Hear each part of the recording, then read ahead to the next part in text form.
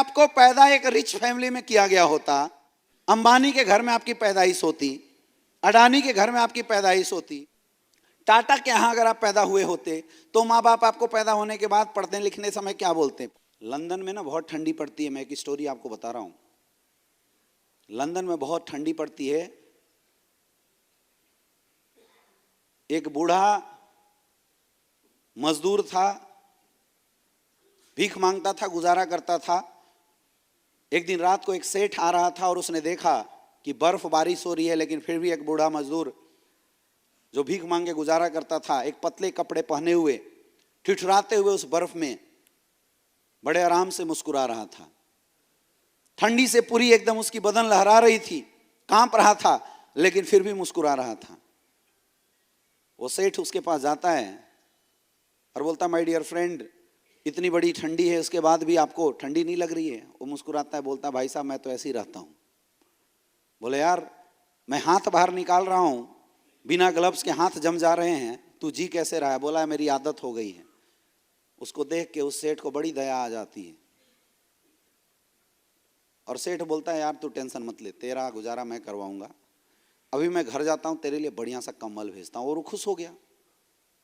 सोचा, यार अब कंबल मिल जाएगा तो फिर थोड़ी सी राहत मिल जाएगी, मजे आ जाएंगे। सेठ ने वादा किया, गाड़ी पे बैठा, महज 1 किलोमीटर के अंदर सेठ का घर था। वो घर में चला गया। भूल गया सेठ कि उसने किसी गरीब इंसान को ठंड में ठुठराते हुए वादा किया था कि उसको एक कंबल भी देना है। सेठ गया, पार्टी उटी किया, भूल गया, रात को सो गया। सुबह जगते उसको एकाएक याद आई कि रात को एक मैं गरीब इंसान से मिला था और उसको मैंने कंबल देने का वादा किया था। बड़ा अफसोस हुआ उसको कि यार मैं उसके पास जाके कंबल नहीं दे पाया। वो घर से दौड़ते दौड़ते जो सबसे मोटा कंबल है लेके आता है और जब चौराहे पे जाता है, देखता है वो मजदूर किसान मर गया होता है। जबकि 20 साल से उसी तरीके से हर ठंडी को वो गुजार दिया करता था, लेकिन एक दिन के अंदर ऐसा क्या हो गया, वो मर गया। नीचे एक पर्ची रखी हुई थी, वो पर्ची उठाता है और उसमें लिखा होता है कि काश तूने कंबल न देने का वादा कर दिया होता, जैसे 20 साल ठंड गुजार दिया, एक दिन भी गुजार दिया होता। ये जो होप और आस होती है ना मेरे दोस्त, ये जो होप और आशाएं होती है ना, ये आशाएं देने के बाद अगर कोई पूरा ना करे तो बड़ा दर्द होता है। यस या नो? और हम मैक्सिमम उन गरीब तबकों को ज्वाइन कराते हैं, मिडिल क्लास लोगों को ज्वाइन कराते हैं, अपर मिडिल क्लास लोगों को ज्वाइन कराते हैं, जो लोग अपने सपनों के साथ समझौता करके जिंदगी जी रहे होते हैं। और उन्हें हम एक आस दिलाते हैं, उनके सपनों को जगा के बोलते हैं, आजा एसलीपीएस वेलनेस में, तेरे सपने पूरे हो जाएंगे। मैं रियल बताऊं, अगर उनके सपने पूरे ना हुए ना, तो शायद वो पहले जैसे थे उससे बड़ा दर्द उनको होगा। और ये पाप नेटवर्कर को बहुत लगता है। ये बात मैं समझ रहा था, ये बात मुझे समझ में आ गई थी। मुझे भी लगा था यहाँ पे यार करियर नहीं बन सकता, यहाँ फालतू के लोग हैं। और उसी समय सन 2016 में, जून 2016 में मुझे एसलीपीएस वेलनेस को देखने का मौका मिला। मैं ऊपर वाले से बोल रहा था कि भगवान एक ऐसी अपॉर्चुनिटी दे दे जहां पे प्लेटफॉर्म एटलीस्ट सही हो। मैं लोगों के साथ गलत नहीं होने दूंगा, और रही बात सिखाने की तो मैं जान लगा दूंगा और लोगों को सिखाऊंगा। और मेरे दोस्त, जून 2016 में इस बिजनेस एसलीपीएस वेलनेस जैसे बेहतरीन प्लेटफॉर्म की शुरुआत हुई। आज लगभग 5 साल हुए। 5 साल के अंदर 8 लाख लोगों का नेटवर्क खड़ा हो चुका है। 8 लाख लोग साथ जुड़े हैं, ये कोई बड़ी बात नहीं है। सबसे खुशी की बात है कि वो लोग जो मिडिल क्लास फैमिली से बिलोंग किया करते थे, जो नॉर्मल जगह से बिलोंग किया करते थे, 5-10 हज़ार की नौकरी किया करते थे, उनको हमने इस बनारस की धरती से उठाया था, उनका साथ मिला था, काम की शुरुआत किए थे। आज पूरे वाराणसी के अंदर लगभग 35 करोड़पति बन चुके हैं ये पावर एसलीपीएस वेलनेस में।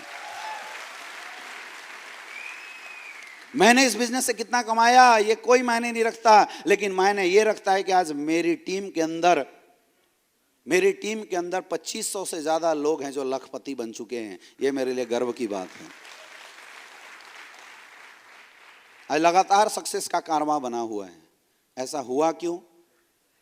ऐसा कैसे हो पाया? ऐसा चमत्कार कैसे हुआ? फ्रेंड, हमने कुछ नहीं किया। हमने वो एजुकेशन जो इस इंडस्ट्री में सफल होने के लिए चाहिए, वो एजुकेशन केवल लोगों के अंदर ट्रांसफर किया है। और मैं आपको भी बताना चाहूंगा, गुमराह मत हो। इस इंडस्ट्री में अगर आपको सफल होना है ना, तो आप सबको सीखना ही पड़ेगा, इसके अलावा कोई दूसरा ऑप्शन। जो सीखेगा वही जीतेगा, वही इंसान आगे बढ़ेगा, और जो नहीं सीखेगा, देखो शोर हल्ला गुल्ला से नेटवर्किंग पहले होता था। आपने सुना होगा कि एमएलए में गधे भी पजेरी खाते हैं, सुना है? कितने लोगों ने सुना है? सुना है ना? अब नहीं खा सकते। अब गधे बन के अगर आप सोचो कि पजेरी खा लेंगे, अब नहीं हो सकता। 50 लोग मुंह फाड़ के फेसबुक पे चल रहे हैं, तुरंत टीम नीचे से खिसक के भाग जाएगी। समझ में आ रहा है? अब तो पजेरी वही खाएगा जिसमें होगा दम। समझ में आ रहा है? जिसमें होगा दम वही बनेगा डायमंड, बाकी तो लटके रह जाएंगे। और उसके लिए हमें इस काम को सीखना पड़ेगा। आप में से बहुत सारे ऐसे लोग होंगे जिनको ये काम बड़ा टफ लगता होगा। कितने लोगों को लगता है? किसी को नहीं लगता? क्या बात है? तो हर वीक में 100 एसपी क्यों नहीं डाल देते? अरे कम से कम अपने आप से तो सच बोलो। हाँ जी, एक कहानी सुनाऊं? कहानी सुनाऊं? वाराणसी के अंदर एक बढ़िया इंसान था।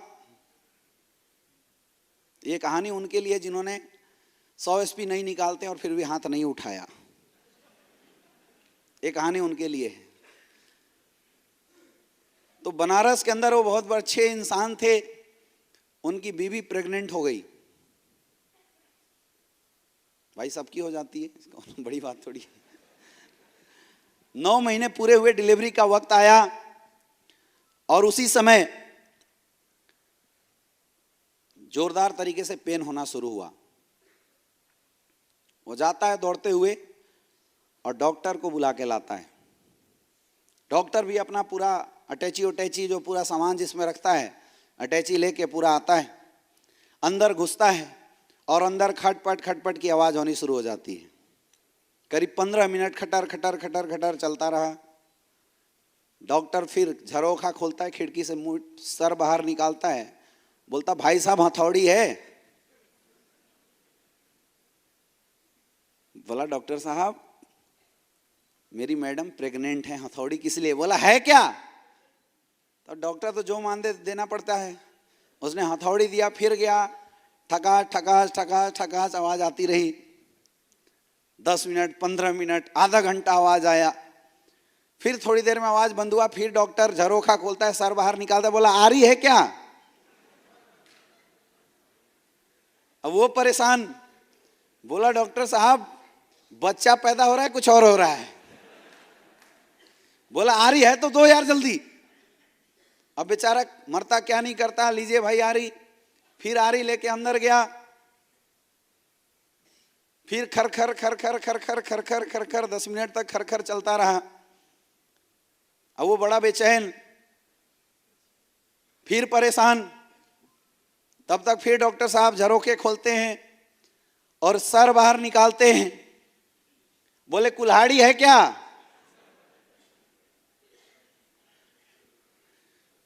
अब ये झल्ला जाता है कुल्हाड़ी का नाम सुनते।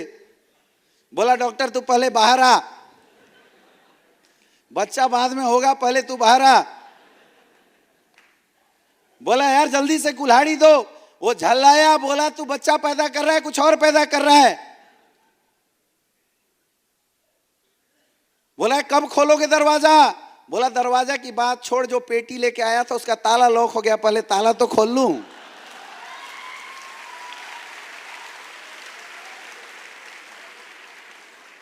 तो यहां भी बहुत सारे ऐसे लोग हैं जिनकी पेटी के ताला भी बंद है।